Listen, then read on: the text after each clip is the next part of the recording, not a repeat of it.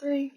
Okay, so this is going to be our first lecture, which is chapter 1.1, what the hell are functions, and we're just going to get into it. It's just going to be an unholy amount of definitions, so good luck.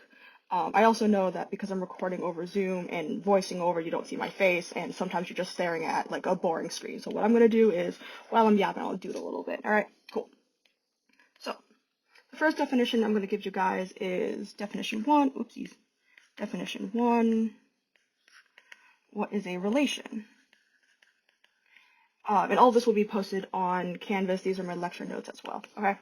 So a relation is, loosely speaking, a relation tells us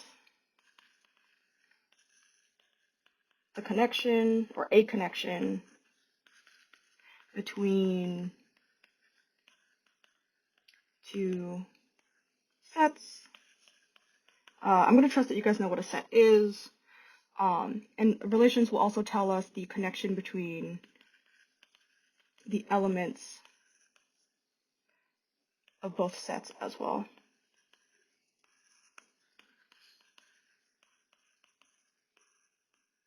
The second definition I'm going to give you guys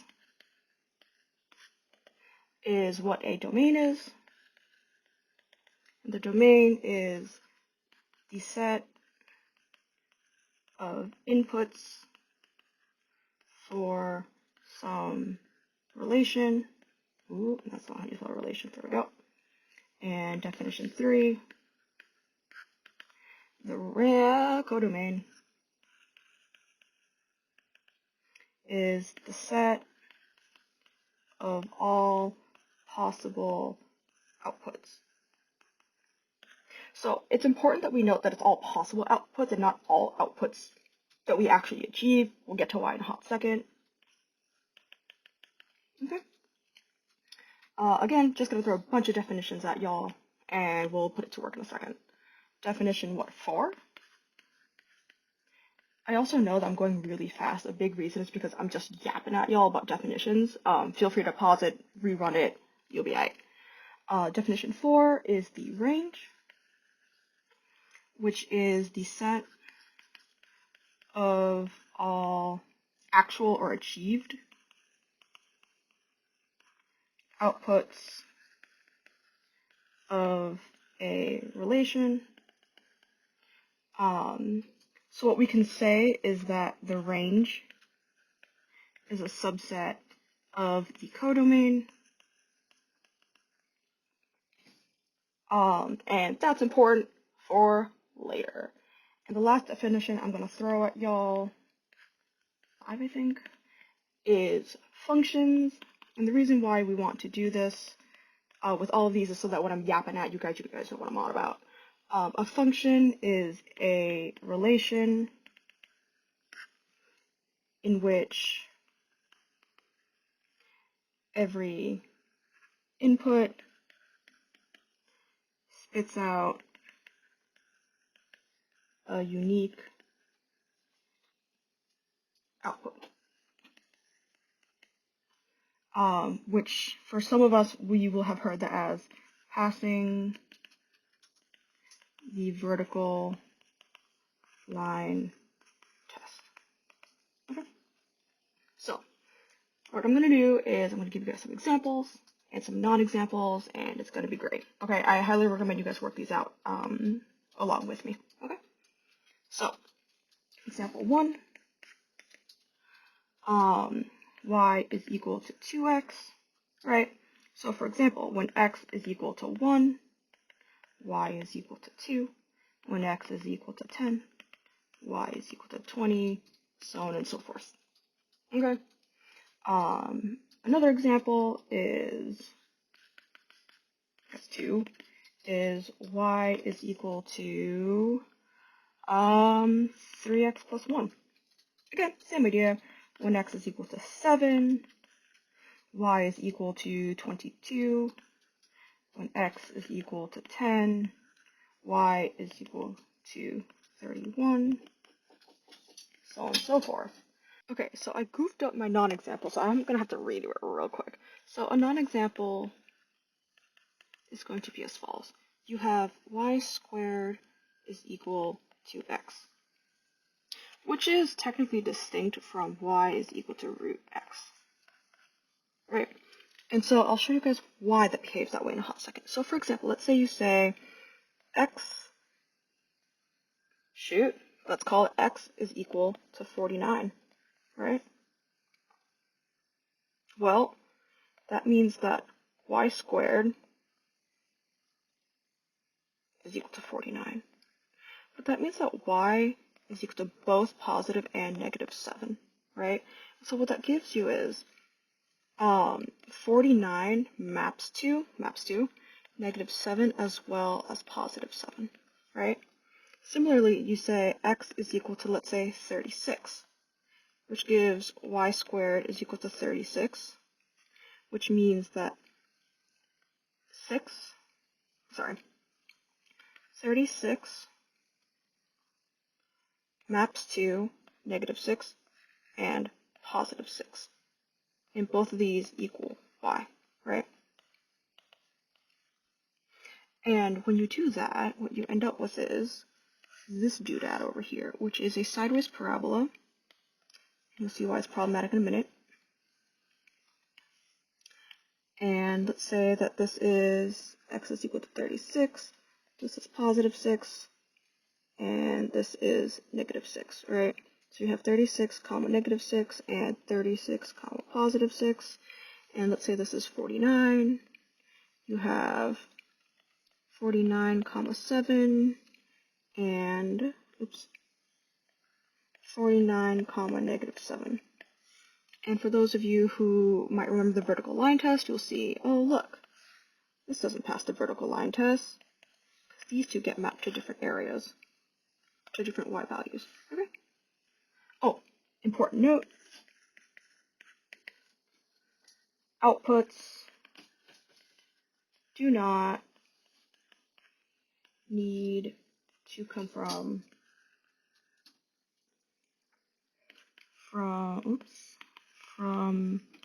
the same, or from unique inputs. What I mean by that is y is equal to x squared, which is different than what we were talking about earlier, right? Y is equal to x squared behaves as follows. When x is equal to 7, y is equal to 49. When x is equal to negative 7, y is also equal to 49. And that's okay because this is a parabola that's oriented the way we're used to, right?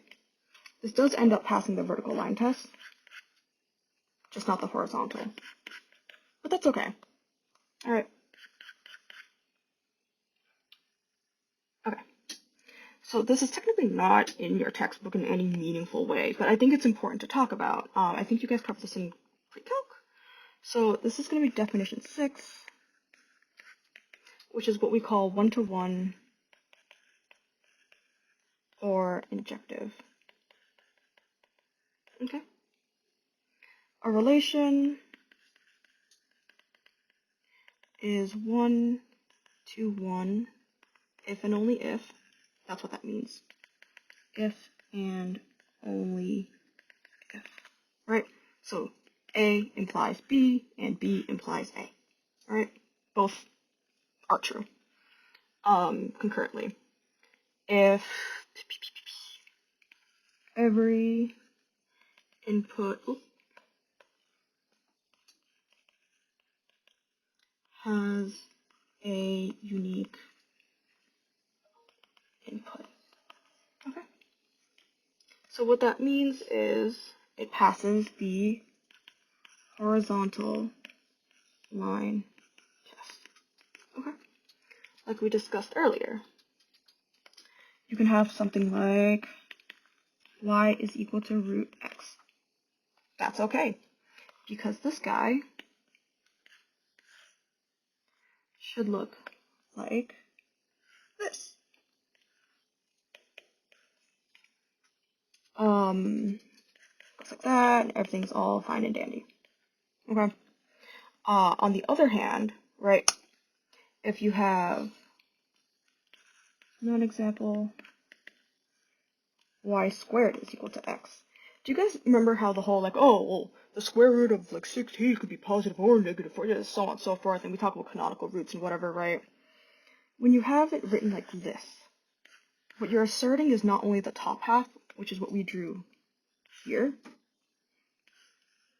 we're also asserting the bottom half as well.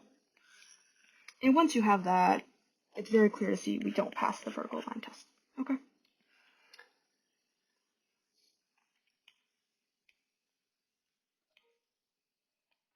I'll throw another definition at you. Let's call this definition 7, which is what we shall call onto or surjective. A function, I'm going to start shortening function to this, because I don't want to write all of it, is onto, or you'll also hear me call it surjective, if and only if, for every possible output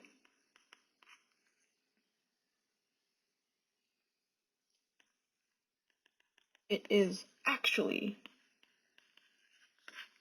an output. Another way of saying it is to say the range is equal to the codomain. Right? So, for example, we'll take a look at y is equal to x cubed, right? What this function does is this function maps you from the real numbers to the real numbers, right? Excuse me. And it does so by going x gets mapped to x cubed, which is what we call y. Okay? Now, the reason why we know this is surjective is this is going to be strictly vibes, okay? You can say every number is a cube root of some other number.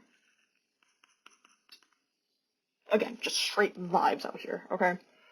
And then let's do a non-example.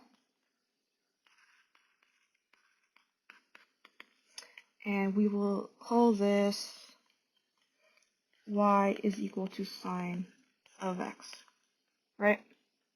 Technically, this is from reals to reals. That is true. However, your domain is all real numbers, and your range, the range is not the reals. Your range is -1 to +1. And certainly these two are not equal. And the last thing I'll throw at you, oh, that's not true. Yes, that is true. The last thing I'll throw at you in terms of like functions and function behavior is definition 8, which is bijective. All that means is no, let's not write it like that. It's bijective, and bijections mean that your function is injective and surjective. That's it. The reason why we want to know what bijections are is because, one, you know your function is invertible,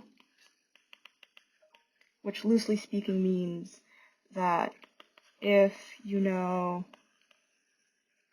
the output, you can recover the input, the unique input, to be very, very clear. And 2, you also know that because of the invertibility, if you compose a function with its inverse, you should get the identity function back. And for those of you who are math people, or not math people, this forms what they call a group. There you go.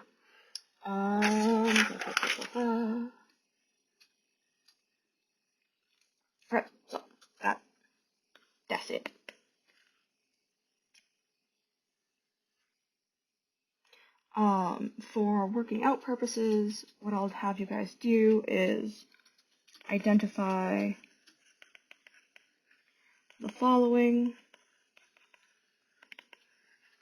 as to whether or not they are injective, surjective, bijective, or none, okay? We're going to have y is equal to x squared plus 1. We're going to have y is equal to 2x plus 1. We're going to have y is equal to x cubed. We're going to have y is equal to, cosine of x. And we're going to have y is equal to 1 over x. And we're going to have y is equal to tan x. Okay? So our definition 9, because we're going to be enumerating based off of the previous definitions, is going to be increasing or decreasing over an interval. Again, these lectures, the earlier ones, aren't going to have as many examples because I don't think you guys need them. So, a function is increasing over an interval I, which you can read as like inclusive on one end, exclusive on the other, vice versa, both inclusive, both exclusive. It doesn't really matter. And from there you can say if for all, that's what for all looks like, x 0, so x naught, x sub 0, and x sub 1 in I, in the interval, right? Such that, this is my shorthand for such that, x sub 0 is less than x sub 1, f of x sub 0 is less than f of x sub 1. That's it. If the input is smaller than the, if input 1 is smaller than input 2, then output 1 is smaller than output 2. That's it. That's all we gotta do. And a similar thing holds for decreasing, except if input 1 is less than input 2, that implies output 1 is bigger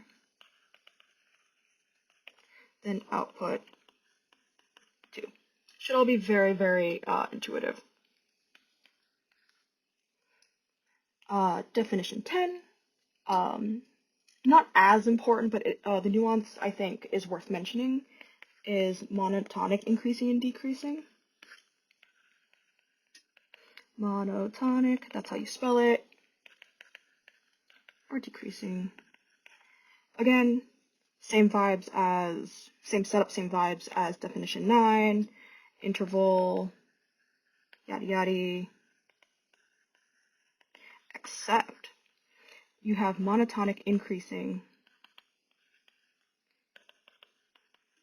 is saying if x sub naught or x naught is less than x1, that implies that f of x naught is, get this, less than or equal to f of x1.